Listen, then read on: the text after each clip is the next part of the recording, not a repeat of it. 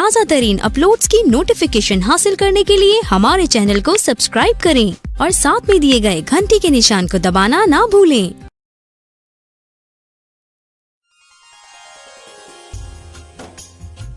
श्री ब्रह्मा जी कहते हैं, हे नारद, संपूर्ण देवताओं का यह वचन सुनकर भगवान शिव प्रसन्न हो उनसे इस प्रकार बोले। भगवान शिव ने कहा, देवताओं और ऋषियों, तुम सब आदर पूर्वक मेरी यह बात सुनो। मेरे क्रोध से जो कुछ हो गया है वह तो अन्यथा नहीं हो सकता, तथापि रति का शक्तिशाली पति कामदेव अभी तक अनंग शरीर रहित रहेगा, जब तक रुक्मणी पति श्री कृष्ण का धरती पर अवतार नहीं हो जाता। जब श्री कृष्ण द्वारका में रहकर पुत्रों को उत्पन्न करेंगे, तब वे रुक्मणी के गर्भ से काम को भी जन्म देंगे। उस काम का ही नाम उस समय प्रद्युम्न होगा, इसमें संशय नहीं है। उस पुत्र के जन्म लेते ही शंबरासुर उसे हर लेगा। हरण के पश्चात दानव शिरोमणि शांबर उस शिशु को समुद्र में डाल देगा। फिर वह मूढ़ उसे मरा हुआ समझकर अपने नगर को लौट जाएगा। कहते, उस समय तक तुम्हें शांबरासुर के नगर में सुखपूर्वक निवास करना चाहिए, वही तुम्हें अपने पति प्रद्युम्न की प्राप्ति होगी। वहां तुमसे मिलकर काम युद्ध में शांबरासुर का वध करेगा और सुखी होगा। देवताओं, प्रद्युम्न नामधारी काम अपनी कामनी रति को तथा शांबरासुर के धन को लेकर उसके साथ पुनः नगर में जाएगा। यह मेरा कथन सर्वथा सत्य होगा। श्री ब्रह्मा जी कहते हैं, हे नारद, भगवान शिव की यह बात सुनकर देवताओं के चित्त में कुछ उल्लास हुआ और वे उन्हें प्रणाम करके दोनों हाथ जोड़कर विनीत भाव से बोले। देवताओं ने कहा, देवादिदेव, महादेव, करुणा सागर प्रभु, आप कामदेव को शीघ्र जीवन दान दें तथा रति के प्राणों की रक्षा करें। देवताओं की यह बात सुनकर सबके स्वामी करुणा सागर परमेश्वर शिव पुनः प्रसन्न होकर बोले, देवताओं, मैं बहुत प्रसन्न हूँ। मैं काम को सबके हृदय में जीवित कर दूंगा। वह सदा मेरा गण होकर विहार करेगा। अब अपने स्थान को जाओ, मैं तुम्हारे दुख का सर्वथा नाश कर दूंगा। ऐसा कहकर रुद्रदेव उस समय स्तुति करने लगे। देवताओं के देखते देखते अंतर्ध्यान हो गए। देवताओं का विस्मय दूर हो गया। वे सब के सब प्रसन्न हो गए। मुने तदन अंतर रुद्र की बात पर भरोसा करके स्थिर होने वाले देवता रति को उनका कथन सुनाकर आश्वासन दे अपने अपने स्थान को चले गए। मुनीश्वर, काम पत्नी रति शिव के बताए हुए शांबर नगर को चली गई तथा रुद्रदेव ने जो समय बताया था उसकी प्रतीक्षा करने लगी। अध्याय 18 व 19। श्री ब्रह्मा जी का शिव की क्रोधा अग्नि को वाड़वा नल की संज्ञा दे समुद्र में स्थापित करके संसार के भय को दूर करना, भगवान शिव के विरह से देवी पार्वती का शोक तथा महर्षि नारद जी के द्वारा उन्हें तपस्या के लिए उपदेश पूर्वक पंचाक्षर मंत्र की प्राप्ति। श्री ब्रह्मा जी कहते हैं, हे नारद, भगवान शंकर रुद्र के तीसरे नेत्र से प्रकट हुई अग्नि ने कामदेव को शीघ्र जलाकर भस्म कर दिया। तब वह बिना किसी प्रायोजन के ही प्रज्वलित हो सब ओर फैलने लगी। इससे चराचर प्राणियों सहित तीनों लोकों में महान हाहाकार मच गया। संपूर्ण देवता और ऋषि तुरंत मेरी शरण में आए। उन सब ने अत्यंत व्याकुल होकर मस्तक झुका दोनों हाथ जोड़कर मुझे प्रणाम किए और मेरी स्तुति करके वह दुख निवेदन करने लगे। वह सुनकर मैं भगवान शिव का स्मरण करके उनके हेतु का भली भांति विचार कर तीनों लोकों की रक्षा के लिए विनीत भाव से वहां पहुंचा। वह अग्नि ज्वालमालाओं से अत्यंत उद्दीप्त हो जगत को जला देने के लिए उद्यत थी, परंतु भगवान शिव की कृपा से प्राप्त हुए उत्तम तेज के द्वारा मैंने उसे तत्काल स्तंभित कर दिया। मुने, त्रिलोकी को दग्ध करने की इच्छा रखने वाली उस क्रोधमय अग्नि को मैंने एक ऐसे घोड़े के रूप में परिणित कर दिया जिसके मुख से सौम्य ज्वाला प्रकट हो रही थी। भगवान शिव की इच्छा से उस वाड़व शरीर घोड़े वाली अग्नि को लेकर मैं लोक हित के लिए समुद्र तट पर गया। मुने, मुझे आया देखकर समुद्र एक दिव्य पुरुष का रूप धारण करके दोनों हाथ जोड़े हुए मेरे पास आया। मुझ संपूर्ण लोकों के पितामह की भली भांति विधिवत स्तुति वंदना करके सिंधु ने मुझसे प्रसन्नता पूर्वक कहा। सागर बोला, सर्वेश्वर ब्राह्मण, आप यहाँ किस लिए पधारे हैं? मुझे अपना सेवक समझ इस बात को प्रीति पूर्वक कहिए। सागर की यह बात सुनकर भगवान शंकर का स्मरण करके लोकहित का ध्यान रखते हुए मैंने उसे प्रसन्नता पूर्वक कहा, तात समुद्र, तुम बड़े बुद्धिमान और संपूर्ण लोकों के हितकारी हो। मैं भगवान शिव की इच्छा से प्रेरित हो हार्दिक प्रीति पूर्वक तुमसे कह रहा हूँ। भगवान महेश्वर का क्रोध है जो महान शक्तिशाली अश्व के रूप में यहाँ उपस्थित है। यह कामदेव को दग्ध करके तुरंत ही संपूर्ण जगत को भस्म करने के लिए उद्यत हो गया था। यह देख पीड़ित हुए देवताओं की प्रार्थना से मैं शंकर इच्छावश वहां गया, इस अग्नि को स्तंभित किया और इसे घोड़े का रूप धारण किया। इसे लेकर मैं यहाँ आ गया। जलाधार, मैं जगत पर दया करके तुम्हें यह आदेश दे रहा हूँ। इस महेश्वर के क्रोध को जो वाड़व का रूप धारण करके मुख से ज्वाला प्रकट करता हुआ खड़ा है, तुम प्रलय काल पर्यंत तक धारण किए रहो। सरीपत्ते, जब मैं यहाँ आकर वास करूँगा तब तुम भगवान शंकर के इस अद्भुत क्रोध को छोड़ देना। तुम्हारा जल ही प्रतिदिन इसका भोजन होगा। तुम यत्न पूर्वक इसे ऊपर ही धारण किए रहना, जिससे यह तुम्हारी अनंत जल राशि के भीतर न चला जाए। श्री ब्रह्मा जी कहते हैं, हे नारद, मेरा ऐसा कहने पर समुद्र ने रुद्र की क्रोधा अग्नि रूप वाडवानल को धारण करना स्वीकार कर लिया। जो दूसरों के लिए असंभव था, तदनंतर वह वाडव अग्नि समुद्र में प्रविष्ट हुई और ज्वालमालाओं में प्रदीप्त हो सागर की जलराशि का दहन करने लगी। मुने, इससे संतुष्ट चित्त होकर मैं अपने लोक को चला आया और वह दिव्य रूपधारी समुद्र मुझे प्रणाम करके अदृश्य हो गया। महामुने, रुद्र की उस समय क्रोधा अग्नि के भय से छूटकर संपूर्ण जगत का स्वस्थता का अनुभव करने लगा और देवता तथा मुनि सुखी हो गए। श्री नारद जी बोले, दयानिधे, मदन दहन के पश्चात गिरिजानंदिनी पार्वती देवी ने क्या किया? वे अपनी दोनों सखियों के साथ कहाँ गई? यह सब मुझे बताइए। श्री ब्रह्मा जी ने कहा, भगवान शंकर के नेत्र से उत्पन्न हुई आग ने जब कामदेव को दग्ध किया, तब वहाँ अद्भुत शब्द प्रकट हुआ जिससे सारा आकाश गूंज उठा। उस महान शब्द के साथ ही कामदेव को दग्ध होते हुआ देख भयभीत और व्याकुल हुई पार्वती दोनों सखियों के साथ अपने घर चली गई। उस शब्द से परिवार सहित हिमवान भी बड़े विस्मय में पड़ गए और वहां गई हुई अपनी पुत्री का स्मरण करके उन्हें बड़ा क्लेश हुआ। इतने में ही देवी पार्वती दूर से आती हुई दिखाई दी। वे शंभु के विरह से रो रही थी। अपनी पुत्री को अत्यंत विहल हुई देख शैलराज हिमवान को बड़ा शोक हुआ और वे शीघ्र ही उनके पास गए। फिर वे हाथ से उनकी दोनों आंखें पोंछकर बोले, शिवे, डरो मत, रो मत। ऐसा कहकर अचलेश्वर हिमवान ने अत्यंत विहल हुए देवी पार्वती को शीघ्र ही गोद में उठा लिया और उसे सांत्वना देते हुए अपने घर ले आए। कामदेव का दाह करके महादेव जी अदृश्य हो गए थे, अतः उनके विरह से पार्वती अत्यंत व्याकुल हो उठी। उन्हें कहीं भी सुख या शांति नहीं मिलती थी। पिता के घर रहकर जब वे अपनी माता से मिली, उस समय पार्वती शिवा ने अपना नया जन्म हुआ माना। वे अपने रूप की निंदा करने लगी और बोली, हाय मैं मारी गई। सखियों के समझाने पर भी वे गिरिराज कुमारी कुछ समझ नहीं पाती थी। वे सोते जागते, खाते पीते, नहाते धोते, चलते फिरते और सखियों के बीच में खड़े होते भी कभी किंचिन मात्र भी सुख का अनुभव नहीं करती थी। मेरे स्वरूप को तथा जन्म कर्म को धिक्कार है, ऐसा कहती हुई वे सदा महादेव जी की प्रत्येक चेष्टा का चिंतन करती थी।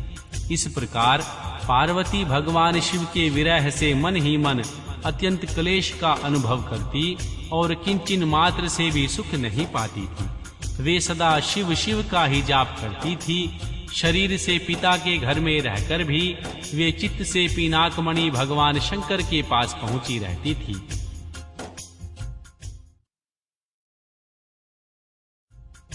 शिवा शोक मग्न हो बारंबार मूर्छित हो जाती थी। शैलराज हिमवान, उनकी पत्नी मेनका तथा उनके मैनाक आदि सभी पुत्र जो बड़े उदार चेता थे, उन्हें सदा सांत्वना देते रहते थे, तथापि वे भगवान शंकर को भूल न सकी। बुद्धिमान देवऋषि, तदनंतर एक दिन इंद्र की प्रेरणा से इच्छानुसार घूमते हुए तुम हिमालय पर्वत पर आए। उस समय महात्मा हिमवान ने तुम्हारा स्वागत सत्कार किया और कुशल मंगल कारण पूछा। फिर तुम उनके दिए हुए उत्तम स्थान पर बैठे। तदनंतर शैलराज ने अपनी कन्या के चरित्र का आरंभ से ही वर्णन किया। जिस तरह उन्होंने महादेव जी की सेवा आरंभ की और जिस तरह उनके द्वारा कामदेव का दहन हुआ, यह सब कुछ बताया। मुने, यह सब सुनकर तुमने गिरिराज से कहा, शालेश्वर, भगवान शिव का भजन करो। फिर उनसे विदा लेकर तुम उठे और मन ही मन शिव का स्मरण करके शैलराज को छोड़ शीघ्र ही एकांत में काली के पास गए।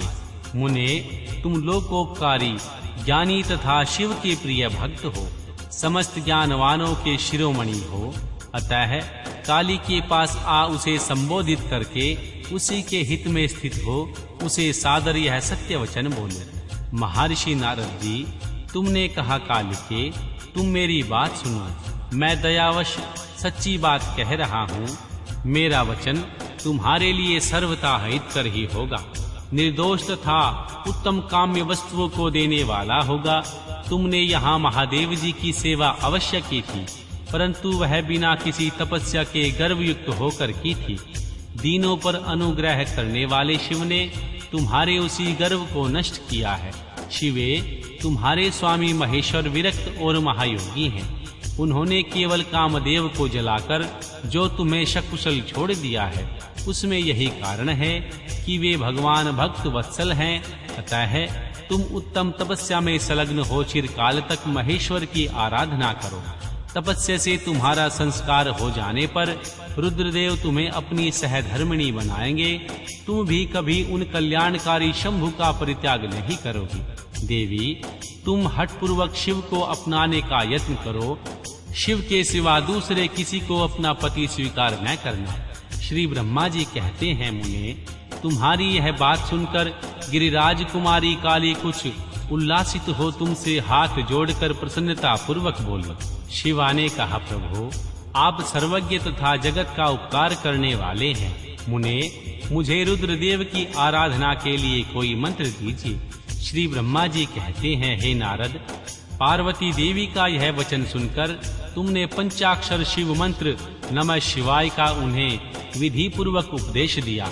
साथ ही उस मंत्र राज में श्रद्धा उत्पन्न करने के लिए तुमने उनका सबसे अधिक प्रभाव बताया। हे नारद, तुम बोले, देवी, इस मंत्र का परम अद्भुत प्रभाव सुनो। इसके सुनने मात्र से भगवान शंकर प्रसन्न हो जाते हैं। यह मंत्र सब मंत्रों का राजा और मनोवांछित फल को देने वाला है।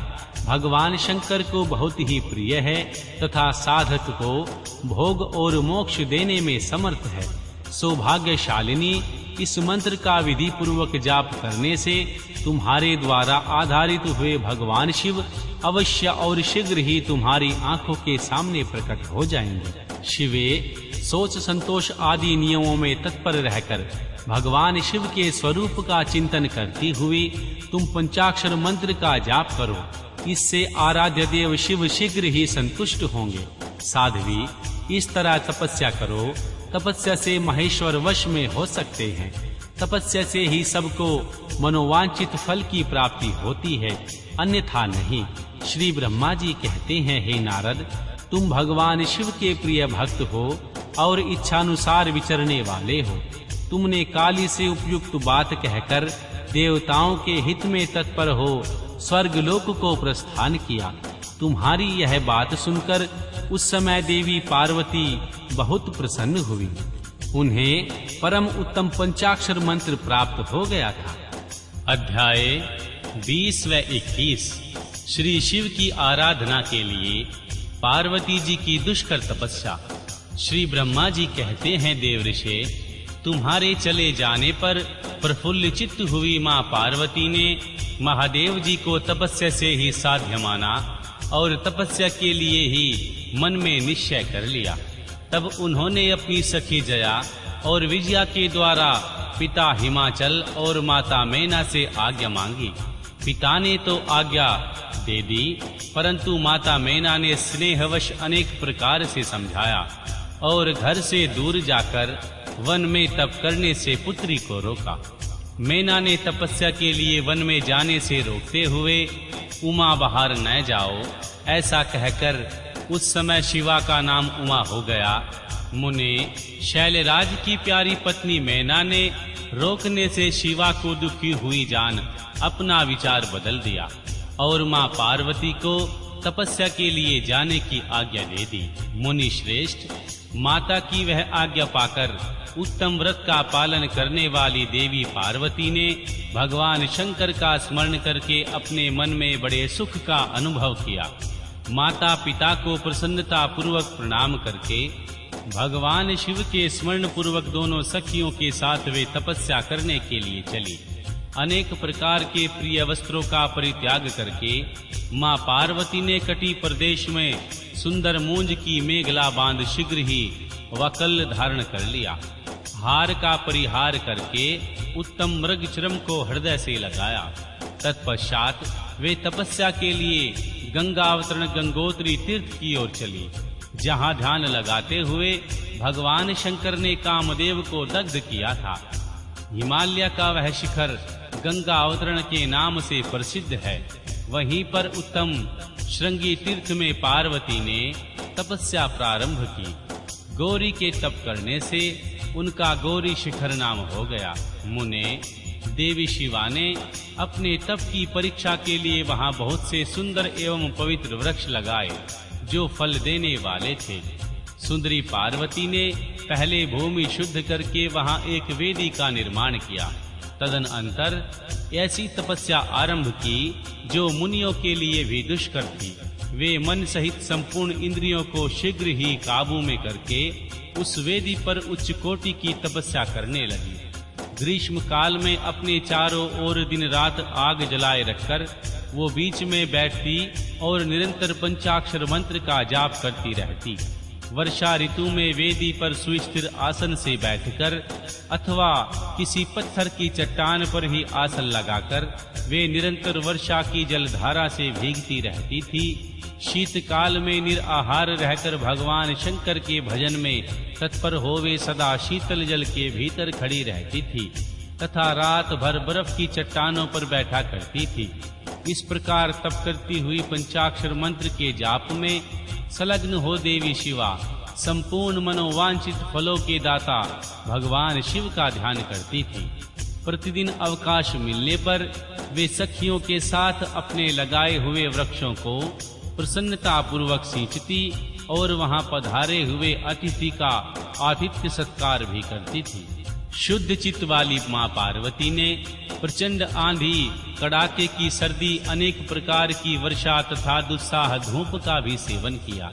उनके ऊपर वहां नाना प्रकार के दुख आए, परंतु उन्होंने उन सब को कुछ नहीं गिना।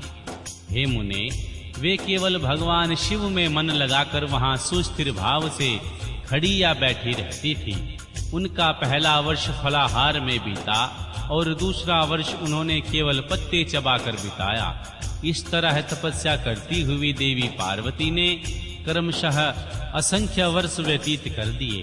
तदनंतर हिमवान की पुत्री शिवा देवी पत्ते खाना भी छोड़कर सर्वथा निराहार रहने लगी, तो भी तपश्चर्या में उनका अनुराग बढ़ता ही गया। हिमाचल पुत्री शिवा ने भोजन के लिए पर्ण का भी परित्याग कर दिया, इसलिए देवताओं ने उसका नाम अपर्णा रख दिया। इसके बाद मां पार्वती भगवान शिव के स्मरण पूर्वक एक पैर से खड़ी हो पंचाक्षर मंत्र का जाप करती हुई बड़ी भारी तपस्या करने लगी। उनके अंग चीर और वक्कल से ढके थे। वे मस्तक पर जटाओं का समूह धारण करके रहती थी इस प्रकार भगवान शिव के चिंतन में लगी हुई देवी पार्वती अपनी तपस्या के द्वारा मुनियों को भी जीत लिया।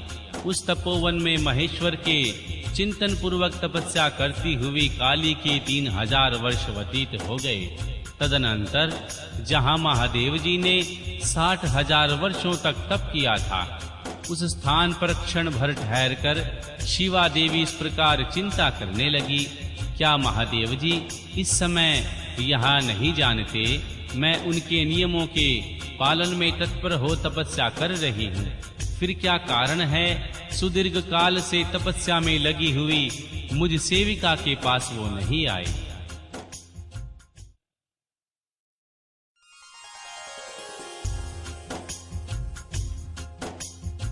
लोक में, वेद में और मुनियों द्वारा सदा गिरीश की महिमा का गान किया जाता है। सब यही कहते हैं, भगवान शंकर सर्वज्ञ, सर्वात्मा, सर्वदर्शी, समस्त ऐश्वर्यों के दाता, दिव्यमान, शक्ति संपन्न, सबके मनोभाव को समझने वाले, भक्तों को उनकी अभिष्ट वस्तु देने वाले और सदा समस्त कलेशों का निवारण करने वाले हैं। यदि मैं समस्त कामनाओं का परित्याग करके भगवान वृषभध्वज में अनुरक्त हुई हूँ, तो वे कल्याणकारी भगवान शिव यहाँ मुझ पर प्रसन्न हो। यदि मैंने नारद स्तोत्र शिव पंचाक्षर मंत्र का सदा उत्तम भक्ति भाव से विधि पूर्वक जाप किया हो, तो भगवान शंकर मुझ पर प्रसन्न हो। यदि मैं सर्वेश्वर भगवान शिव की भक्ति से युक्त एवं निर्विकार हूँ, तो भगवान शंकर मुझ पर अत्यंत प्रसन्न हो। इस तरह नित्य चिंतन करती हुई जटावक्कल धारिणी निर्विकार देवी पार्वती मुंह नीचे किए सुदीर्घ काल तक तपस्या में लगी रही। उन्होंने ऐसी तपस्या की जो मुनियों के लिए भी दुष्कर थी। वहां उस तपस्या का स्मरण करके पुरुषों को बड़ा विस्मय हुआ। महर्षि, मां पार्वती की तपस्या का जो दूसरा प्रभाव पड़ा था, उसे भी इस समय सुनो। जगदम्बा पार्वती का वह महान परम तप आश्चर्यजनक था, जो संभवतः है एक दूसरे के विरोधी थे। ऐसे प्राणी भी उस आश्रम के पास जाकर उनकी तपस्या के प्रभाव से विरोध रहित हो जाते थे। सिंह और गौ आदि सदा राग आदि द्वेषों से संयुक्त रहने वाले पशु भी देवी पार्वती के तप की महिमा से वहां परस्पर बाधा नहीं पहुंचाते थे। मुनि श्रेष्ठ, इसके अतिरिक्त जो संभवतः एक दूसरे के वैरी हैं, वे चूहे, बिल्ली आदि एक दूसरे जीव भी उस आश्रम पर कभी रोष आदि विकारों से युक्त नहीं होते थे। वहां के सभी वृक्षों में सदा फल लगे रहते थे। भांति भांति के तृण और विचित्र पुष्प उस वन की शोभा बढ़ाते थे। वहां का सारा वन प्रांत कैलाश के समान हो गया। मां पार्वती के तप की सिद्धि का साकार रूप बन गया। अध्याय 22। देवी पार्वती की तपस्या विषयक दृढ़ता, उनका पहले से भी उग्र तप करना, उससे त्रिलोकी का संतप्त होना तथा समस्त देवताओं के साथ श्री ब्रह्मा और भगवान विष्णु का भगवान शिव के स्थान पर जाना। श्री ब्रह्मा जी कहते हैं, मुनीश्वर, भगवान शिव की प्राप्ति के लिए इस प्रकार तपस्या करती हुई पार्वती के बहुत से वर्ष व्यतीत हो गए, तो भी भगवान शंकर प्रकट नहीं हुए। तब हिमाचल, मैना, मेरु और मंदराचल आदि ने आकर देवी पार्वती को समझाया और भगवान शिव की प्राप्ति को अत्यंत दुष्कर बताकर उनसे यह अनुरोध किया कि तुम तपस्या छोड़कर घर को लौट चलो। तब उन सब की बात सुनकर देवी पार्वती ने कहा, पिताजी, माताजी तथा मेरे सभी बांधव, मैंने पहले जो बात कही थी उसे क्या आप लोगों ने भुला दिया है? अस्तु, इस समय भी जो मेरी प्रतिज्ञा है उसे आप लोग सुन लें। जिन्होंने रोष से कामदेव को जलाकर भस्म कर दिया है, वे महादेव जी यद्यपि विरक्त हैं, तो भी मैं अपनी तपस्या से उन भक्तवत्सल भगवान शंकर को अवश्य संतुष्ट कर दूंगी। अब आप लोग प्रसन्नता पूर्वक अपने अपने घर को जाएं। महादेव जी को संतुष्ट होना ही होगा, इसमें अन्यथा विचार की आवश्यकता नहीं है। उन्होंने कामदेव को जलाया है, जिन्होंने इस पर्वत के वन को भी जलाकर भस्म कर दिया है। उन भगवान शंकर को केवल मैं तपस्या से यही बुलाऊंगी। महाभागगण, आप यह जान लें कि महान तपोबल से ही भगवान सदाशिव की सेवा सुलभ हो सकती है। यह मैं आप लोगों से सत्य सत्य कहती हूँ। सुरमधुर भाषण करने वाले पर्वतराज कुमारी शिवा, माता मेनका और भाई मैनाक, पिता और हिमालय, मंदराचल आदि से उपयुक्त बात कहकर शीघ्र ही चुप हो गए। शिवा के ऐसा कहने पर वे चतुर चालाक पर्वतराज गिरिराज सुमेरु आदि गिरिजा की बारंबार प्रशंसा करते हुए अत्यंत विस्मित हो जैसे आए थे वैसे ही लौट गए। उन सब के चले जाने पर सखियों से घिरी हुई मां पार्वती ने मन में यथार्थ निश्चय करके पहले से भी उग्र तपस्या करने लगी। मुनि श्रेष्ठ, देवताओं, असुरों, मनुष्यों और चराचर प्राणियों सहित समस्त त्रिलोक की उस महती तपस्या से संतप्त हो उठी। उस समय समस्त देवता, असुर, यक्ष, किन्नर, चारण, सिद्ध, साध्य, मुनि, विद्याधर, बड़े बड़े नाग, प्रजापति, गृहाग तथा अन्य लोग महान से महान कष्ट में पड़ गए, परंतु इसका कोई कारण उनकी समझ में नहीं आया। तब इंद्र आदि सब देवता मिलकर गुरु बृहस्पति से सलाह लेने में विहलता के साथ सुमेरु पर्वत पर मुझ विधाता की शरण में आए। उस समय उनके सारे अंग संतप्त हो रहे थे। वहां आ मुझे प्रणाम करके उन सभी व्याकुल और कांतिहीन देवताओं ने मेरी स्तुति करके एक साथ ही मुझसे पूछा, प्रभो, जगत के संतप्त होने का क्या कारण है? उनका यह प्रश्न सुनकर मन ही मन भगवान शिव का स्मरण करके विचार पूर्वक मैंने सब कुछ जान लिया। इस समय विश्व में जो दाह उत्पन्न हो गया है वह गिरिजा की तपस्या का फल है।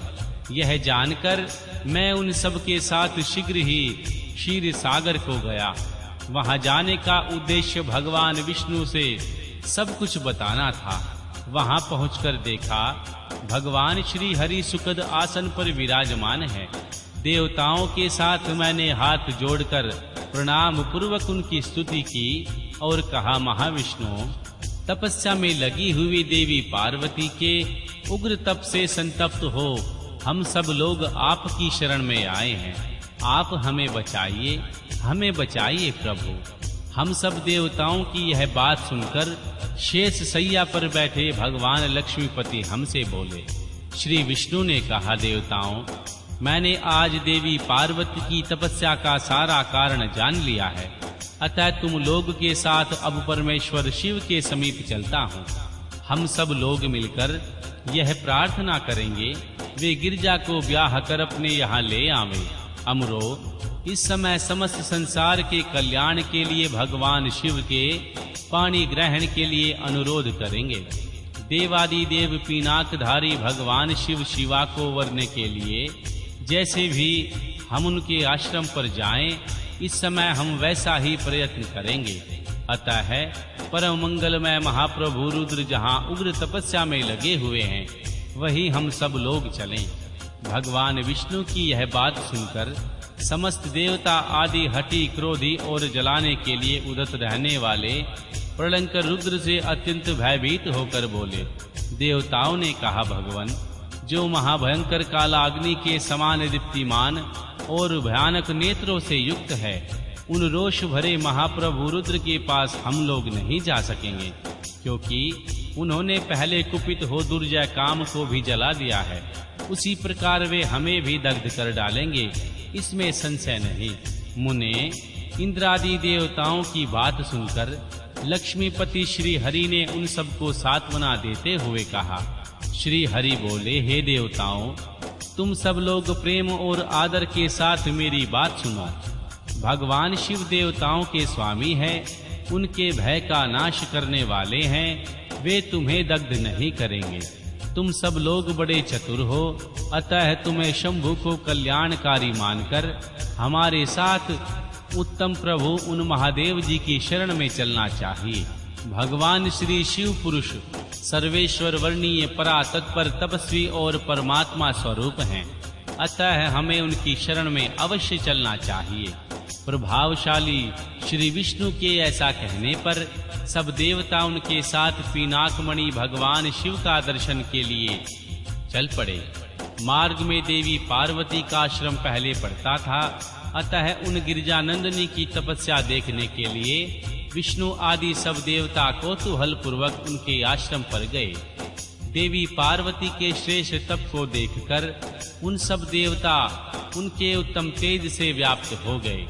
उन्होंने तपस्या में लगी हुई उन तेजोमयी मां जगदम्बा को नमस्कार किया और साक्षात सिद्ध स्वरूपा शिवा देवी के तप की भूरी भूरी प्रशंसा करते हुए वे सब देवता उस स्थान पर गए जहां भगवान वृषभध्वज विराजमान थे।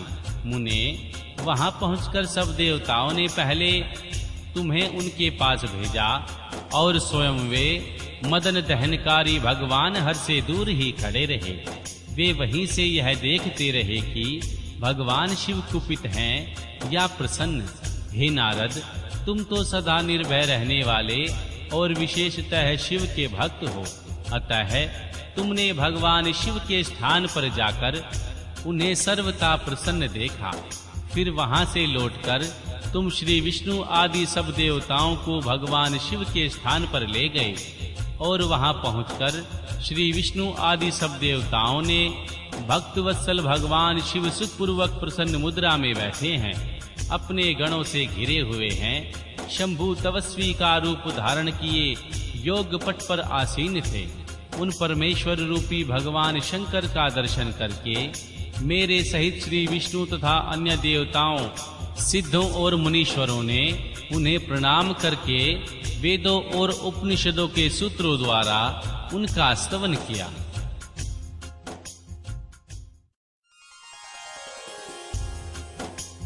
अध्याय 23। देवताओं का भगवान शिव से मां पार्वती के साथ विवाह करने का अनुरोध। भगवान का विवाह के दोष बताकर अस्वीकार करना तथा उनके पुनः प्रार्थना करने पर स्वीकार कर लेना। श्री ब्रह्मा जी कहते हैं, हे नारद, देवताओं ने वहां पहुंचकर भगवान रुद्र को प्रणाम करके उनकी स्तुति की। तब नंदिकेश्वर ने भगवान शिव से उनकी दीन बंधुता एवं भक्त वत्सलता की प्रशंसा करते हुए कहा, प्रभो, देवता और मुनि संकट में पड़कर आपकी शरण में आए हैं। सर्वेश्वर, आप उनका उद्धार करें। दयालु नंदी के इस प्रकार सूचित करने पर भगवान शंभु धीरे धीरे आंखें खोलते हैं। समाधि से विरत हो परम ज्ञानी परमात्मा एवं ईश्वर शंभु ने समस्त देवताओं से इस प्रकार कहा। शंभु बोले, श्री विष्णु और श्री ब्रह्मा आदि सभी देवता और देवेश्वरों, तुम सब लोग मेरे समीप कैसे आए हो? तुमने अपने आने का जो भी कारण हो वह शीघ्र बताओ। भगवान शंकर का यह वचन सुनकर सब देवता प्रसन्न हो कारण बताने के लिए भगवान विष्णु के मुंह की ओर देखने लगे। तब भगवान शिव के महान भक्त और देवताओं के हितकारी श्री विष्णु मेरे बताए हुए देवताओं के महत्तर कार्य को सूचित करने लगे। उन्होंने कहा, शंभु, तारकासुर ने देवताओं को अत्यंत अद्भुत एवं महान कष्ट प्रदान किए हैं। यही बताने के लिए सब देवता यहाँ आए हैं। भगवान, आपके औरस पुत्र से ही तारक दैत्य मारा जा सकेगा और किसी प्रकार से नहीं। यह मेरा कथन सर्वथा सत्य है। हे महादेव, इस प्रकार विचार करके आप कृपा करें। आपको नमस्कार है स्वामिन। तारकासुर के द्वारा उपस्थित किए गए इस कष्ट से आप देवताओं का उद्धार कीजिए। देव शंभो, आप दाहिने हाथ से गिरजा का पानी ग्रहण करके गिरिराज हिमवान के द्वारा दी हुई महानुभावा देवी पार्वती को पानी ग्रहण के द्वारा ही अनुग्रहित कीजिए। श्री विष्णु का यह वचन सुनकर योग पारायण भगवान शिव ने उन सबको उत्तम गति का दर्शन कराते हुए इस प्रकार कहा, देवताओं, जो ही मैंने सर्वांग सुंदरी गिरजा देवी को स्वीकार किया, त्यों ही समस्त सुरेश्वर तथा ऋषि मुनि सकाम हो जाएंगे। फिर तो वे परमार्थ पथ पर चलने में समर्थ नहीं हो सकेंगे। दुर्गा अपने पाणी ग्रहण मात्र से ही कामदेव को जीवित कर देगी। हे विष्णु, मैंने कामदेव को जलाकर देवताओं का बहुत बड़ा कार्य सिद्ध किया है। आज से सब लोग मेरे साथ सुनिश्चित रूप से निष्काम होकर रहो। देवताओं, जैसे मैं हूँ उसी तरह तुम सब लोग पृथक पृथक रहकर कोई विशेष प्रयत्न किए बिना ही अत्यंत दुष्कर एवं उत्तम तपस्या कर सकोगे। अब उस मदन के न होने से तुम सब लोग देवता समाधि के द्वारा परमानंद का अनुभव करते हुए निर्विकार हो जाओ, क्योंकि काम नरक की प्राप्ति कराने वाला है। काम से क्रोध होता है, क्रोध से मोह होता है और मोह से तपस्या नष्ट होती है। अतः तुम भी श्रेष्ठ देवताओं को काम और क्रोध का परित्याग कर देना चाहिए। मेरे इस कथन को कभी अन्यथा नहीं मानना चाहिए। श्री ब्रह्मा जी कहते हैं, हे नारद, वृषभ के चिन्ह से युक्त ध्वजा धारण करने वाले भगवान महादेव ने इस प्रकार की बातें सुनाकर श्री ब्रह्मा, भगवान विष्णु, देवताओं तथा मुनियों को निष्काम धर्म का उपदेश दिया। तदनंतर भगवान शंभु पुनः ध्यान लगाकर चुप हो गए और पहले की ही भांति पार्षदों से घिरे हुए सुस्थिर भाव से बैठ गए। वे अपने ही मन में स्वयं आत्म स्वरूप निरंजन, निराभास, निर्विकार, निरामय, परातत्पर, नित्य ममता रहित, निर्विग्रह, शब्दातीत, निर्गुण, ज्ञानमय एवं प्रकृति से पर परमात्मा का चिंतन करने लगे। इस प्रकार परम स्वरूप का चिंतन करते हुए वे ध्यान में स्थित हो गए। बहुत से प्राणियों की सृष्टि करने वाले भगवान शिव सदा ध्यान करते करते ही परमानंद में निमग्न हो जाते हैं। श्री हरि एवं इंद्र आदि सभी देवताओं ने जब परमेश्वर शिव को ध्यान मग्न देखा, तब उन्होंने नंदी की सम्मति ली। नंदी ने पुनः दीन भाव से स्तुति करने के लिए कहा। उनकी यह सत्य सम्मति के अनुसार देवता स्तुति करने लगे। वे बोले, देवादिदेव, महादेव, करुणा सागर प्रभु, हम आपकी शरण में आए हैं। आप महान कलेश से हमारा उद्धार कीजिए। श्री ब्रह्मा जी कहते हैं, हे नारद, इस प्रकार दीनतापूर्ण उक्ति से देवताओं ने भगवान शंकर की स्तुति की। इसके बाद वे सब देवता प्रेम से व्याकुलचित हो उच्च स्वर से फूट फूट कर रोने लगे। मेरे साथ भगवान श्री हरि उत्तम भक्ति भाव से युक्त हो मन ही मन भगवान शंभु का स्मरण करते हुए अत्यंत दीनतापूर्ण वाणी द्वारा उनसे अपना अभिप्राय निवेदन करने लगे। देवताओं के लिए मेरे तथा श्री हरि के इस प्रकार बहुत स्तुति करने पर भगवान महेश्वर अपनी भक्त वत्सलता के कारण ध्यान से वृत हो गए। उनका मन अत्यंत प्रसन्न था। वे भक्त वत्सल श्री हरि आदि को करुणा दृष्टि से देखकर उनका हर्ष बढ़ाते हुए बोले, विष्णु ब्राह्मण तथा इंद्र आदि देवताओं, तुम सब लोग एक साथ यहाँ आकर किस अभिप्राय से आए हो?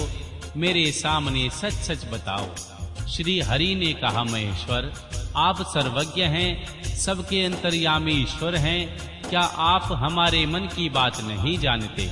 अवश्य ही जानते हो। तथापि आपकी आज्ञा से मैं स्वयं भी कहता हूँ, सुखदायक शंकर, हम सब देवताओं को तारकासुर से अनेक प्रकार के दुख प्राप्त हुए हैं। इसीलिए देवताओं ने आपको प्रसन्न किया है। आपके लिए ही उन्होंने गिरिराज हिमालय से शिवा की उत्पत्ति कराई है। शिवा के गर्भ से आपके द्वारा जो पुत्र उत्पन्न होगा, उसी से तारकासुर की मृत्यु होगी, दूसरे किसी उपाय से नहीं। श्री ब्रह्मा जी ने कहा, उस दैत्य को यही वर मेरे द्वारा दिया गया है, इस कारण दूसरे से उसकी मृत्यु नहीं हो पा रही। अतएव वह निडर होकर सारे संसार को कष्ट दे रहा है। इधर नारद जी की आज्ञा से पार्वती कठोर तपस्या कर रही है। उनके तेज से समस्त चराचर प्राणियों सहित त्रिलोक की आच्छादित हो गई है। इसलिए परमेश्वर, आप शिवा को वर देने के लिए जाइए। स्वामिन, देवताओं का दुख मिटाइए और हमें सुख दीजिए। शंकर, मेरे तथा देवताओं के हृदय में आपके विवाह का उत्सव देखने के लिए बड़ा भारी उत्साह है। अतः आप यथोचित रीति से विवाह कीजिए। परातत्पर परमेश्वर, आपने रति को जो वर दिया था उसकी पूर्ति का अवसर आ गया है। अतः आप अपनी प्रतिज्ञा को शीघ्र सफल कीजिए। श्री ब्रह्मा जी कहते हैं, हे नारद, ऐसा कहकर उन्हें प्रणाम करके श्री विष्णु आदि देवताओं ने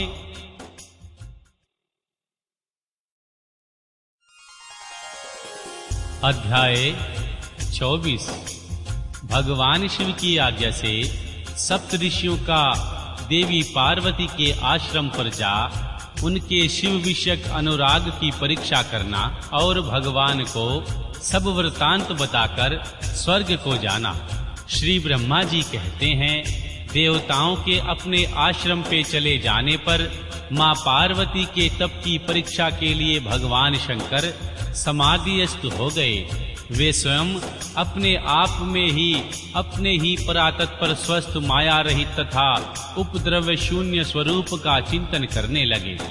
उनका ध्येय वास्तु के रूप में साक्षात भगवान महेश्वर ही विराजमान है। उनकी गति का किसी को ज्ञान नहीं होता। वे भगवान वृषभध्वज ही सबके सृष्टा परमेश्वर हैं। तात उन दिनों देवी पार्वती बड़ी भारी तपस्या कर रही थी। उस तपस्या से रुद्रदेव भी बड़े विस्मय में पड़ गए।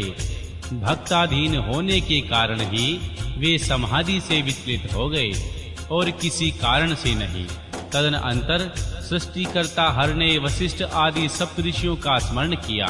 उनके स्मरण करते ही वे सातों ऋषि शीघ्र वहां आ पहुंचे। उनके मुख पर प्रसन्नता छा रही थी तथा वे सब के सब अपने सौभाग्य की अधिक सराहना कर रहे थे। उन्हें आया देख भगवान शिव के नेत्र प्रसन्नता से प्रफुल्ल हो कमल के समान खिल उठे और वे हंसते हुए बोले, सप्तऋषियों, तुम सब लोग मेरे हितकारी तथा संपूर्ण वस्तुओं के ज्ञान में निपुण हो।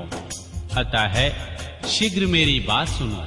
गिरिजा कुमारी देवेश्वरी देवी पार्वती इस समय सुस्थिरचित हो गौरी शिखर नामक पर्वत पर तपस्या कर रही है। मुझे पति रूप में प्राप्त करना ही उनकी तपस्या का उद्देश्य है। द्विजो, इस समय केवल सखियां उसकी सेवा में हैं। मेरे सिवा दूसरी समस्त कामनाओं का परित्याग करके वे एक उत्तम निश्चय पर पहुंच चुकी हैं। मुनीश्वरों, तुम सब लोग मेरी आज्ञा से वहां जाओ और प्रेम पूर्वक हृदय से उनकी दृढ़ता की परीक्षा करो। वहां तुम्हें सर्वथा छलयुक्त बातें कहनी चाहिए। उत्तम व्रतधारी महर्षियों, मेरी आज्ञा से ऐसा करना है, इसलिए तुम्हें संशय नहीं करना चाहिए।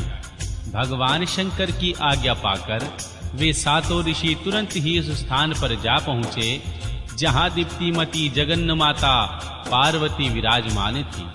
सप्तऋषियों ने वहां शिवा को तपस्या की मूर्तिमयी दूसरी सिद्धि के समान देखा। उनका तेज महान था।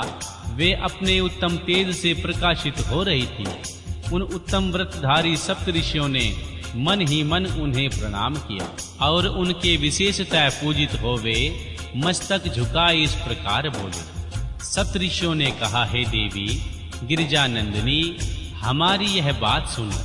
हम जानना चाहते हैं कि तुम किसके लिए तपस्या कर रही हो तथा इसके द्वारा किस देवता को और किस फल को पाना चाहती हो। उन द्विजों के द्वारा इस प्रकार पूछने पर गिरिराज कुमारी देवी शिवा ने उनके सामने अत्यंत गोपनीय होने पर भी सच्ची बात बताई।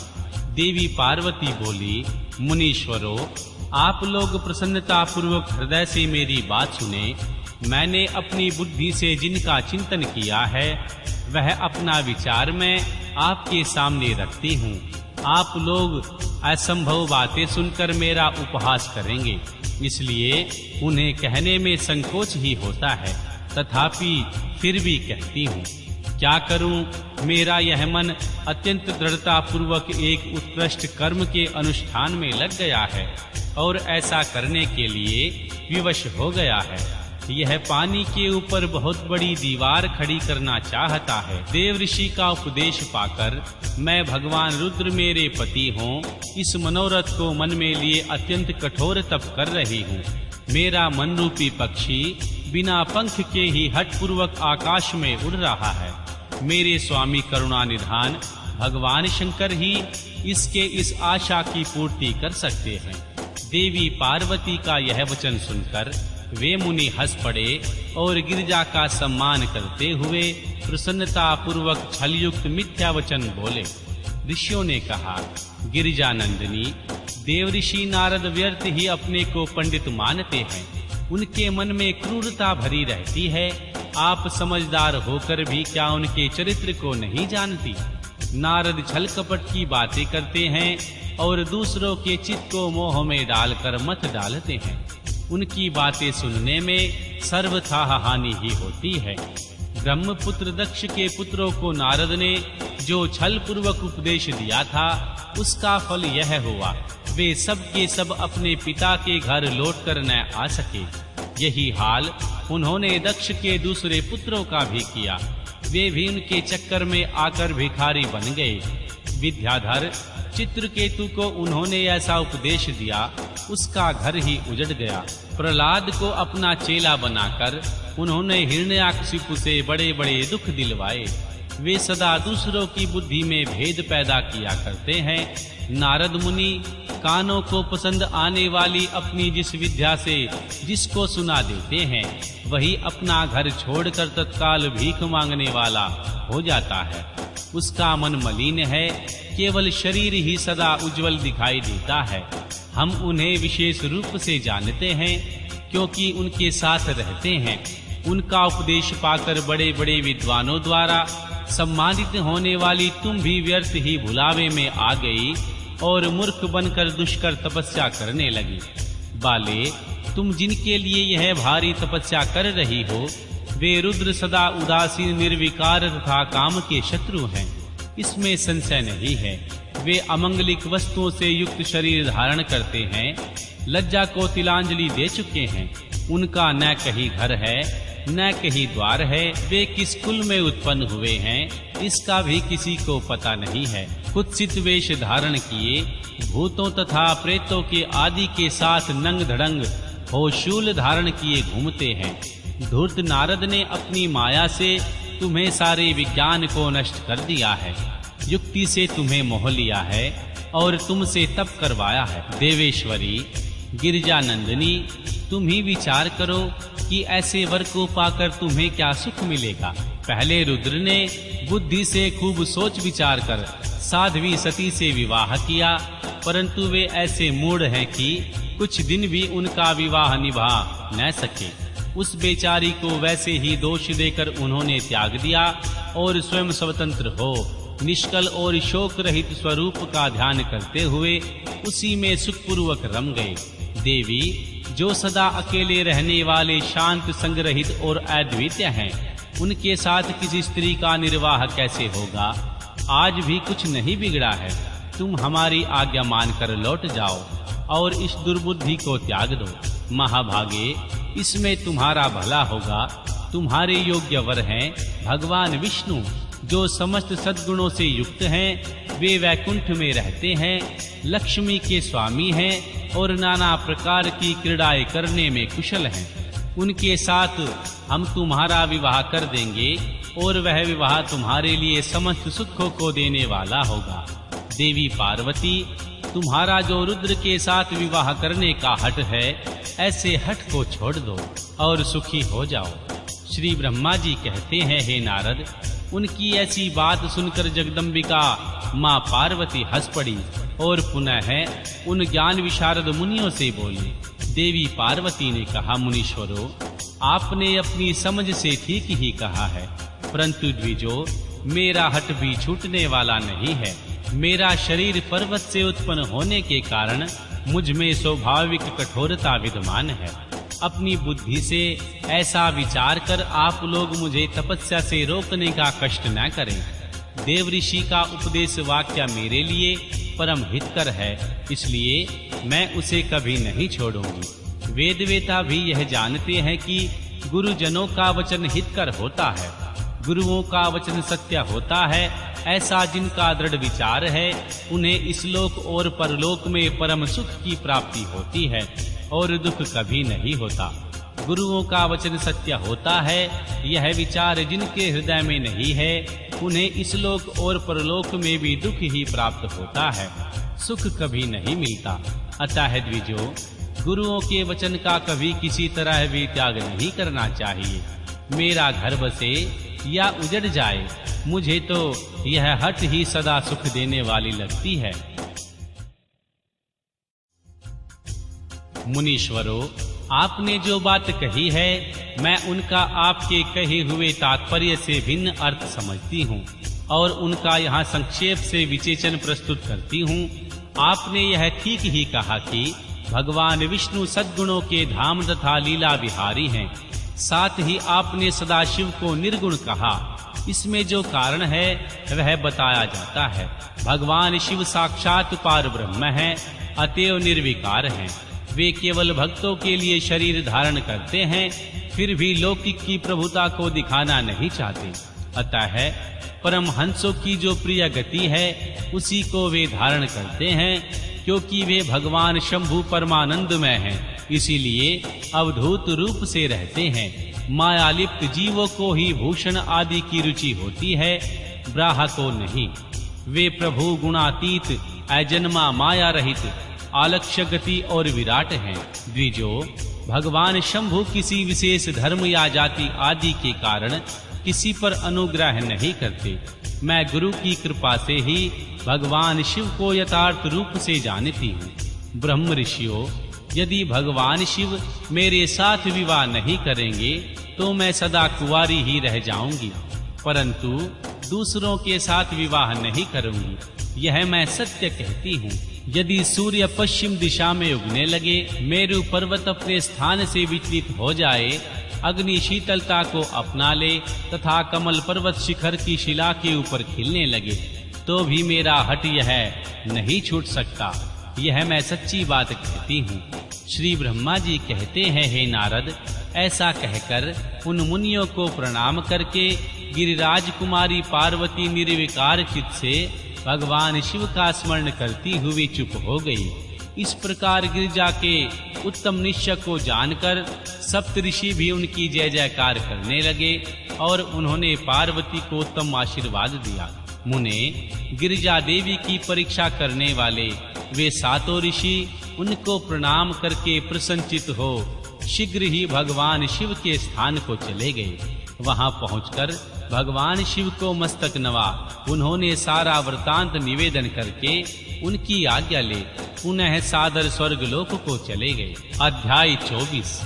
भगवान शंकर का जटिल तपस्वी ब्राह्मण के रूप में मां पार्वती के आश्रम पर जाना, उनसे सत्कृत हो उनकी तपस्या का कारण पूछना तथा मां पार्वती का अपनी सखी विद्या से सब कुछ कहलाना। श्री ब्रह्मा जी कहते हैं, हे नारद, उन सप्तऋषियों के अपने लोक में चले जाने पर सुंदर लीला करने वाले साक्षात भगवान शंकर ने देवी के तप की परीक्षा लेने का विचार किया। वे मन ही मन मां पार्वती से बहुत संतुष्ट थे। परीक्षा के ही बहाने पार्वती जी को देखने के लिए जटाधारी तपस्वी का रूप धारण करके भगवान शंभु उनके वन में गए। उनके तेज से प्रकाशमान अत्यंत बूढ़े ब्राह्मण का रूप धारण करके प्रसन्नचित होवे दंड और छत्र लिए वहां से प्रस्थित हुए। आश्रम में पहुंचकर उन्होंने देखा देवी शिवा सखियों से घिरी हुई वेदी पर बैठी है और चंद्रमा की विशुद्ध कला सी प्रतीत होती है। ब्रह्मचारी का रूप धारण किए भक्त वत्सल शंभु देवी पार्वती को देखकर प्रीति पूर्वक उनके पास गए।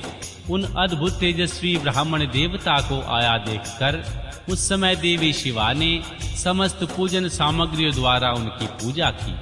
जब उनका भली भांति सत्कार हो गया, सामग्रियों द्वारा उनकी पूजा संपन्न कर ली गई, तब देवी पार्वती ने बड़ी प्रसन्नता और प्रेम के साथ उन ब्राह्मण देव से आदर पूर्वक कुशल समाचार पूछा।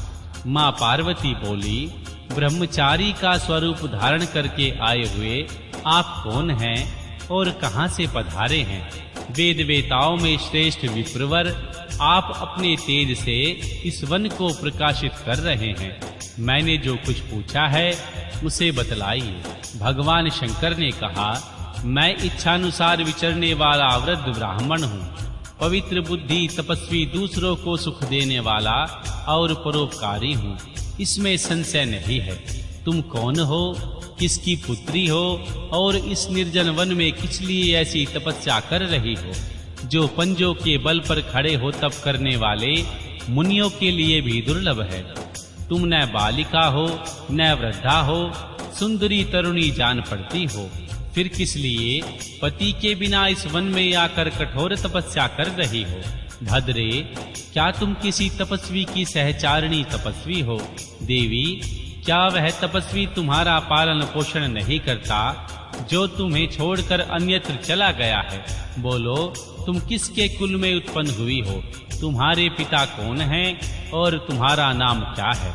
तुम महासौभाग्य रूपा जान पड़ती हो, तुम्हारा तपस्या में अनुराग व्यर्थ है। क्या तुम वेद माता गायत्री हो, लक्ष्मी हो, अथवा क्या सुंदर रूप वाली सरस्वती हो? इन तीनों में तुम कौन हो? यह मैं अनुमान से निश्चय नहीं कर पाता। माँ पार्वती बोली, विप्रवर, न तो मैं वेद माता गायत्री हूँ, न लक्ष्मी हूँ और न ही मैं सरस्वती हूँ। मैं इस समय हिमाचल की पुत्री हूँ और मेरा नाम पार्वती है। पूर्व काल में, इससे पहले के जन्म में मैं प्रजापति दक्ष की पुत्री थी। उस समय मेरा नाम था सती। एक दिन मेरे पिता ने मेरे पति की निंदा की थी, जिससे कुपित हो मैंने योग के द्वारा शरीर को त्याग दिया। इस जन्म में भी भगवान शिव मुझे मिले थे, परंतु भाग्यवश काम को भस्म करके वे भी मुझे छोड़कर चले गए। ब्राह्मण, शंकर जी के चले जाने पर मैं विरह ताप से उद्विग्न हो उठी और तपस्या के लिए दृढ़ निश्चय करके पिताजी के घर से यहाँ गंगा जी के तट पर चली आई। यहाँ दीर्घ काल तक कठोर तपस्या करके भी मैं अपने प्राण वल्लभ को ना पा सकी, इसलिए अग्नि में प्रवेश कर जाना चाहती थी। इतने में ही आपको आया देख मैं क्षण भर के लिए ठहर गई। अब आप आए हैं, मैं अग्नि में प्रवेश करूंगी, क्योंकि भगवान शिव ने मुझे स्वीकार नहीं किया। किंतु यहाँ वहाँ मैं जन्म लूंगी, वहाँ शिव का ही पति रूप में वर्ण करूंगी। श्री ब्रह्मा जी कहते हैं, हे नारद, ऐसा कहकर माँ पार्वती उन ब्राह्मण देवता के सामने अग्नि में समा गई। यद्यपि ब्राह्मण देव सामने से उन्हें बारंबार ऐसा करने से रोक रहे थे, अग्नि में प्रवेश करती हुई पर्वत राजकुमारी पार्वती तपस्या के प्रभाव से वह आग उसी क्षण चंदन पंख के समान शीतल हो गई। क्षण भर उस आग के भीतर रहकर जब पार्वती आकाश में ऊपर की ओर उठने लगी, तब ब्राह्मण रूपधारी शिव ने सहसा हंसते हुए उनसे पूछा, आहो भद्रे, तुम्हारा तप क्या है? यह भी कुछ मेरी समझ में नहीं आया। इस अग्नि ने तुम्हारा शरीर नहीं जलाया, यह तो तपस्या की सफलता का सूचक है, परंतु अब तक तुमने अपना मनोरथ प्राप्त नहीं किया, इसमें उसकी विफलता कैसे प्रकट होती है? अतः देवी, सबको आनंद देने वाले मुझ श्रेष्ठ ब्राह्मण के सामने तुम अपने अभिष्ट मनोरथ को सच सच बताओ। श्री ब्रह्मा जी कहते हैं, हे नारद, ब्राह्मण के इस प्रकार पूछने पर उत्तम व्रत का पालन करने वाली अंबिका ने अपनी सखी को उत्तर देने के लिए प्रेरित किया। माँ पार्वती से प्रेरित हो उनकी विजया नामक प्राण प्यारी सखी ने, जो उत्तम व्रत को जानने वाली थी, जटाधारी तपस्वी से कहा। सखी बोली, साधो, तुमसे पार्वती के उत्तम चरित्र का और इसकी तपस्या के समस्त कारणों का वर्णन करती हूँ। आप सुनना चाहते हो तो सुनिए। मेरी सखी गिरिराज हिमाचल की पुत्री है।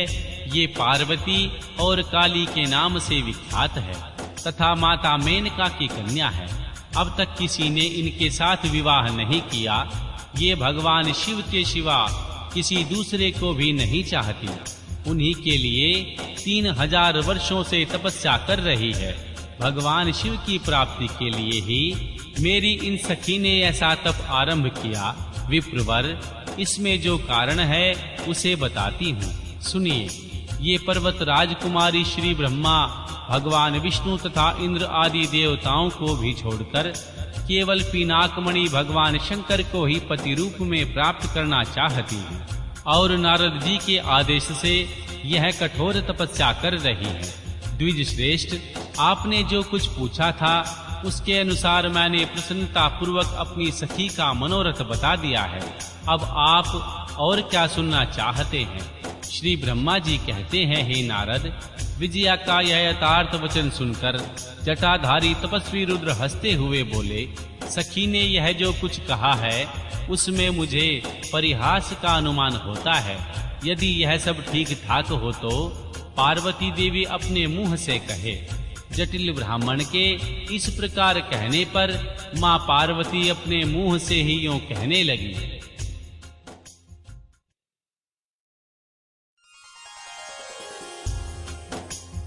अध्याय 26।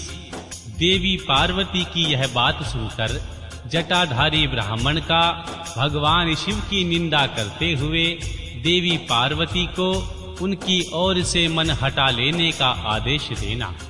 देवी पार्वती बोली, जटाधारी विप्रवर, मेरा सारा वृतांत सुनिए।